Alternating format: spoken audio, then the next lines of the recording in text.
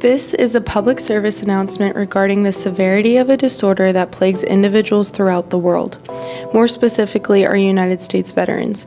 Combat-related post-traumatic stress disorder currently affects 18.1% of Operation Iraqi Freedom veterans, as well as 11.4% of Operation Enduring Freedom veterans. PTSD is defined by the National Institute of Health as a disorder that develops after experiencing a shocking, scary, or traumatic event.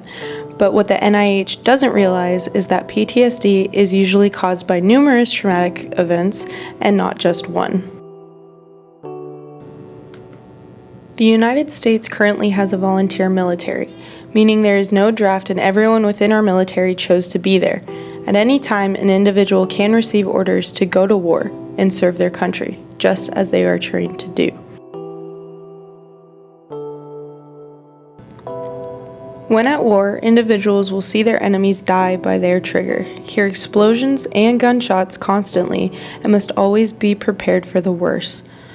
These veterans will experience months at a time of constant stress and anxiety, and that can ultimately change how they perceive reality.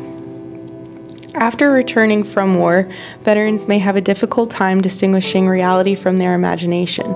Noises, smells, or sights can trigger a veteran to feel like they are back in the war zone and ultimately create a gray area between reality and war. The veteran can experience a wide variety of symptoms that are associated with PTSD. Depression is one of the most common, along with high anxiety, anger issues, nightmares, and substance abuse. To the outside world, veterans may seem like they are perfectly okay and are coping very well. However, the thoughts that race through the veterans' heads can immediately make a veteran feel worthless or helpless. These thoughts can trigger alcohol abuse, substance abuse, self-harm, and suicidal thoughts.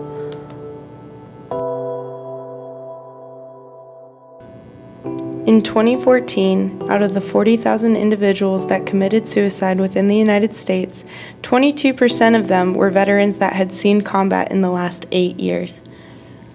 As a community, we need to help veterans realize that they can get the help they need before it is too late.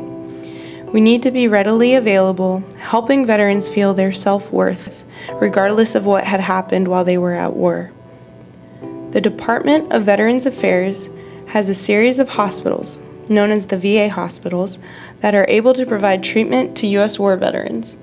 The VA will provide the proper treatment that is needed to help each individual's person's needs and treat the disorder as if multiple traumatic events have caused the disorder and not just one single event did. Psychiatrists should develop a personal relationship with their patients in order to help the veterans feel safe and secure.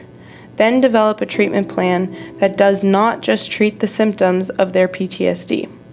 The first step of treating this disorder is tackling it as a whole, not just in pieces. Current success in PTSD treatment has been low, but the best solution has come through a process known as CBT. CBT stands for Cognitive Behavioral Therapy and is a process that's overall goal is to change the hurtful patterns of thinking behind people's difficulties. For more information about combat-related PTSD, please visit ptsd.va.gov today.